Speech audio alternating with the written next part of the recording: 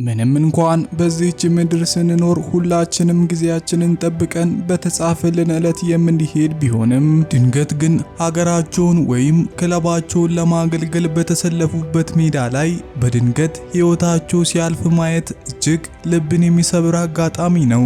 ታዲያ እኛም በዛሬው ቪዲዮ በድንገትና በአጋጣሚ በእግር ኳስ ምክንያት ሕይወታቸውን ያጡ አሳዛኝ የእግር ኳስ ተጫዋቾችን ልናስቃኛችሁ መጥተናልና አብራችሁን ቆዩ። ስድስተኛ ኢሚሊያኖ ሳላ። በጣም ፈርቻለሁ፣ ፕሌኑ የሚወርቅ ይመስለኛል። ይህ ከኢሚሊያኖ ሳላ ወደ ቤተሰቦቹ የተላከ የመጨረሻ የዋትስአፕ የድምጽ መልእክት ነው።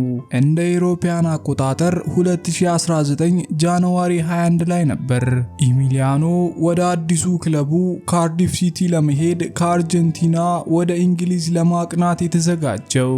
ሆኖም ግን በረራው ባልታወቀ ሁኔታ ለ10 ሰዓታት ያክል እንዲዘገይ የተደረገ በመሆኑ በዚህም ምክንያት ኢሚሊያኖ ሌላ አማራጮችን ለመውሰድ ይገደዳል። በስተመጨረሻም ሌላ ፓይለት እንዲመጣ ተደርጎ የ59 ዓመቱ ፓይለት ኢሚሊያኖ የሚበርበትን አነስተኛ ፕሌን እንዲያበር ተደረገ።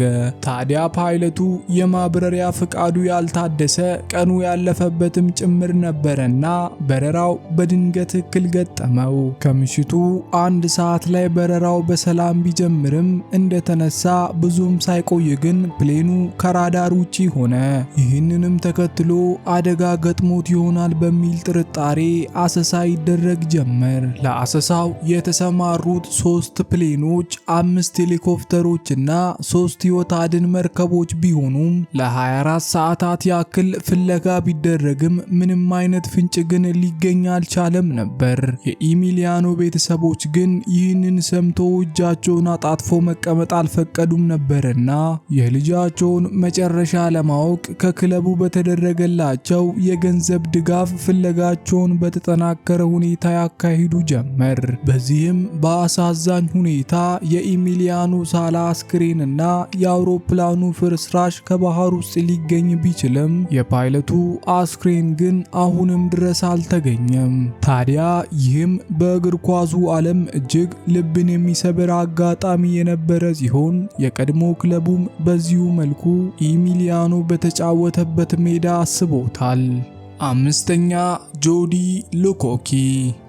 እንደ አውሮፓውያን አቆጣጠር በ2022 ዓመተ ምህረት ጆዲ ሉኮኪ የተሰኘ የ29 ዓመት እግር ኳስ ተጫዋች በገጠመው ድንገተኛ የልብ ድካም ምክንያት ድንገት በልምምድ ላይ ሳለ ሕይወቱ ታልፋለች። ታዲያ ይህንን አሳዛኝ ክስተት ተከትሎ ይጫወትበት የነበረው የመጨረሻ ክለቡ ኤፍሲ ትዌንቴ ለጆዲ ሉኮኪ መታሰቢያ ይሆን ዘንድ በክለቡ የእግር ኳስ ሜዳ ላይ የመታሰቢያ ዝግጅት ያዘጋጃሉ። ታዲያ በዚህ መሃልም ተጫዋቾች ወደ ሜዳ በሚገቡበት ሰዓት የጆዲ ወንድ ልጅ የአባቱን ማሊያ ለብሶ ከተጫዋቾቹ ጋር በሚገባበት ሰዓት ሜዳው እጅጉኑ በሐዘን ተዋጠ። ታዲያ በሰዓቱ ታዳጊው ያሳየው በእንባ የታጀበ የሚጋባ የሐዘን ስሜት በስቴዲየሙ የነበረውን ሕዝብ ጨምሮ የአባቱን የቡድን አጋሮች ሳይቀር እጅግ ያሳዘነና ያስለቀሰ የስፖርቱ ዓለም አጋጣሚ ነበር። አራተኛ የዛምቢያ የእግር ኳስ ቡድን። እንደ አውሮፓውያን አቆጣጠር ኤፕሪል 28 1993 ዓመተ ምህረት በዛምቢያውያን ዘንድ እጅግ የማትረሳ ቀን ነበረች። ለዚህም ምክንያቱ ደግሞ በዕለቱ ሙሉ የዛምቢያ ብሔራዊ የእግር ኳስ ቡድንን ይዞ የዓለም ዋንጫን ማጣሪያ ጨዋታ ለማካሄድ ወደ ሴኔጋል በመብረር ላይ የነበረው አውሮፕላን በድንገት ተከስክሶ የሙሉ የተጫዋቾቹን ሕይወት በመቅጠፉ ነበር። ታዲያ በሰዓቱም ጉዞ እንዲደረግበት የተደረገው አውሮፕላን ረጅም ርቀቶችን መብረር እንደማይችልና አንዳንድ የቴክኒክ ችግሮች እንዳሉበት አስቀድሞ ይታወቅ ነበር።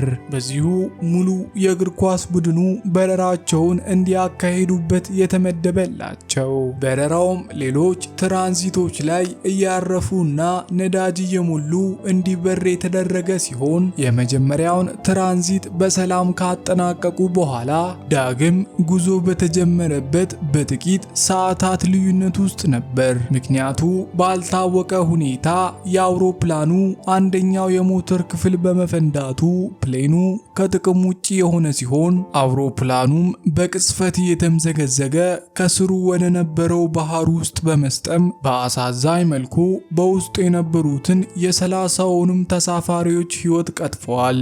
ይህም አሳዛኝ ክስተት ታዲያ በዛምቢያውያንና በአፍሪካውያን ዘንድ የማይረሳ የእግር ኳስ አጋጣሚ ሆኖ አልፏል።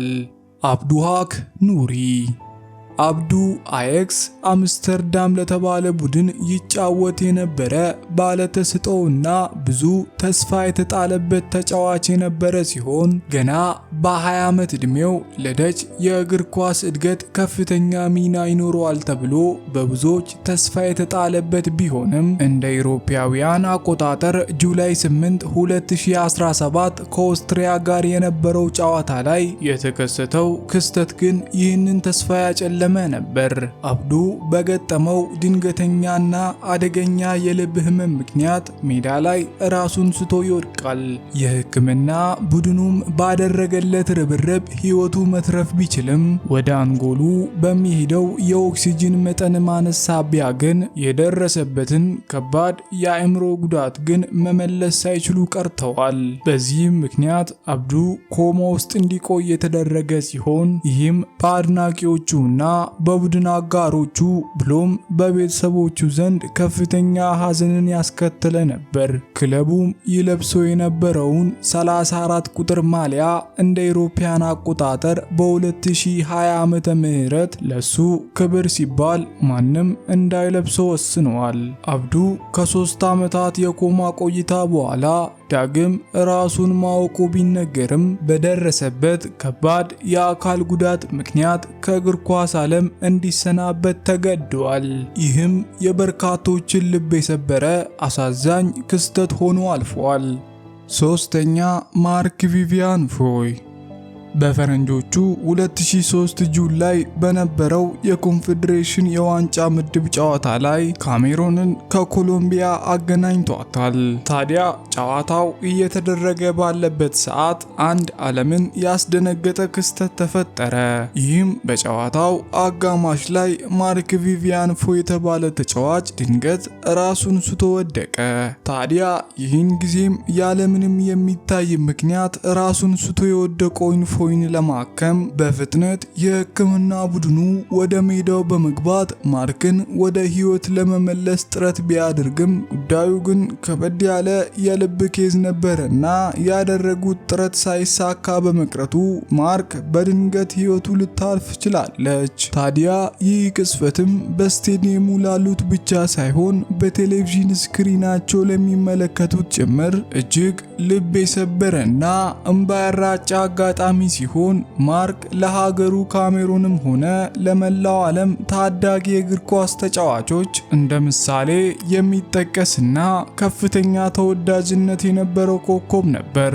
የኮንፌዴሬሽኑ ጨዋታዎች ላይ እንደ ቴሪ ሄንሪ፣ ዲዲየር ድሮግባ እንዲሁም ሳሙኤል ኢቶ የመሳሰሉ ተጫዋቾች ለማርክ መታሰቢያ የሚሆኑ የተለያዩ ማስታወሻዎችን በሚያደርጓቸው ጨዋታዎች መካከል በማሳየት ሐዘናቸውን ገልጸዋል።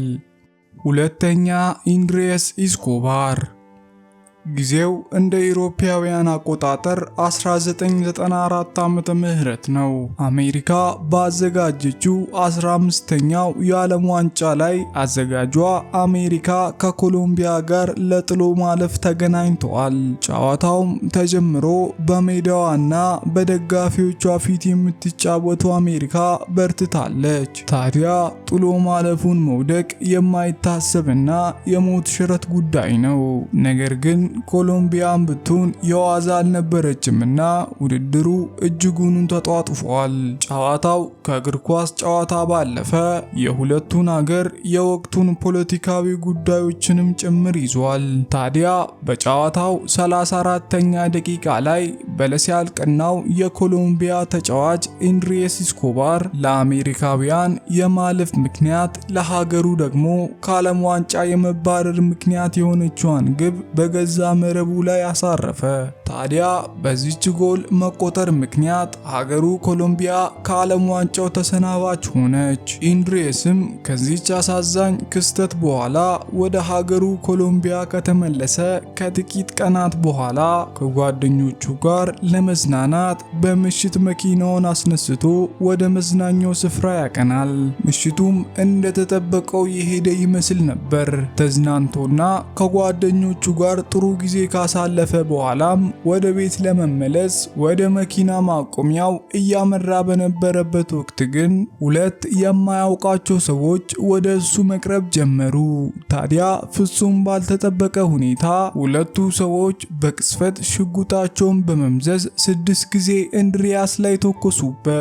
የሚገርመው ደግሞ ሰዎቹ 6ቱንም ጥይት ሲተኩሱ ጎል በማለት እየጮሁ 6 ጊዜ በቁጣ እየተናገሩ ሲሆን ይህም በጨዋታው ወቅት ኮሚኒታተሩ ጎሉ መግባቱን ተከትሎ 6 ጊዜ ጎል በማለት ከመጮሁ ጋር ብዙዎች ያያይዙታል። ብዙዎችም የተጫዋቹን አሳዛኝ ሞት የሚያገናኙት በጨዋታው ወቅት ከፍተኛ ገንዘብ አስይዘው የነበሩና በጨዋታው በመሸነፋቸው ብራቸውን ያጡ አደገኛ ዕፅ አዘዋዋሪዎች ወንጀለኞች ድርጊቱን ስለመፈጸማቸው ይገምታሉ። የኮሎምቢያ መንግስት ግን የተጫዋቹን ግድያ ከጨዋታው ጋር ምንም የማይገናኝ ስለመሆኑ በተደጋጋሚ መግለጫ ሰጥተዋል። ያም ሆነ ይህ ግን እንዲህ ያለው አሳዛኝ ክስተት በእግር ኳስ ታሪክ ዳግም መከሰት ያሌለበትና የእግር ኳስ ስነ ምግባር የማይፈቅድ ተግባር በመሆኑ ብዙዎች አውግዘውታል። አንደኛ ሳም አኮራቺ።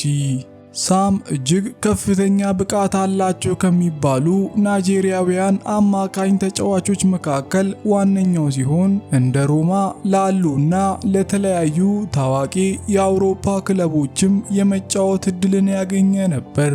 ታዲያ ሳም እግር ኳስ እየተጫወተ በኢንተርናሽናል ሕግ ትምህርት የማስተርስ ዲግሪ ያለው ምናልባትም ብቸኛው ተጫዋች ሲሆን ከፍተኛ ተስፋ የነበረው ተስፈኛ የእግር ኳስ ፈርጥ ነበር። ነገር ግን በአሳዛኝ መልኩ በሌጎስ ይካሄድ በነበረው የዓለም ዋንጫ የማጣሪያ ጨዋታ የዚህ ተስፈኛ ወጣት መጨረሻ ነበር።